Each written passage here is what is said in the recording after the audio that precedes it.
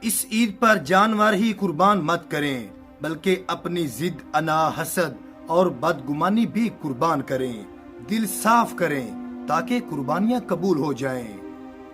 دشمن سے ہمیشہ بچو اور دوستوں سے اس وقت جب وہ تمہاری تعریف کرنے لگیں۔ بے شک زندگی تھکا دینے والی چیز ہے، اور جب تم تھک جاؤ تو اپنے رب کو یاد کرو، کیونکہ سکون تو صرف اللہ کے ذکر میں ہے۔ سفر کریں اور کسی کو نہیں بتائیں، سچی محبت کی کہانی بسر کریں اور کسی کو نہ بتائیں، خوشی سے رہیں اور کسی کو نہ بتائیں۔ لوگ خوبصورت چیزوں کو برباد کر دیتے ہیں۔ ایسا شوہر چنو جو آپ کے لیے اچھا ہو، نہ کہ آپ کے والدین کے لیے، نہ کہ بینک اکاؤنٹ کے لیے۔ ایسا کوئی چنو جو آپ سے ہر وقت محبت کرے، جو غلطی نہ ہونے پر بھی معافی مانگے، جو کہ آپ کو کھونے سے ڈرے، جو آپ کو خوش رکھنا چاہے، جو کبھی بھی رشتہ ختم نہ کرے۔ ایسا شخص کو کبھی مت کھونا جو ہر وقت آپ کے ساتھ رہے، محبت کا اظہار کیا ہو، ورنہ زندگی بھر سکون نہیں ملے گا۔ کبھی بھی شادی کے کھانے کی برائی نہ کریں۔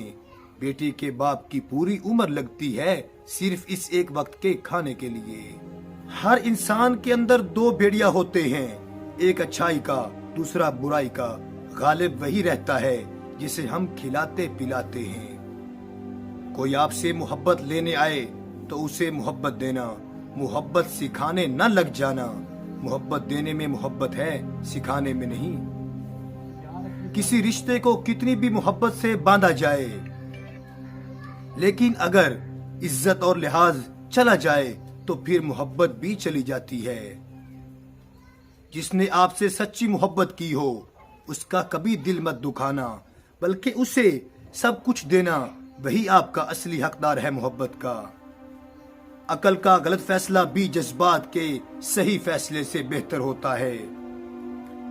دنیا میں سب سے زیادہ نفرتوں کا سامنا سچ بولنے والے کو کرنا پڑتا ہے۔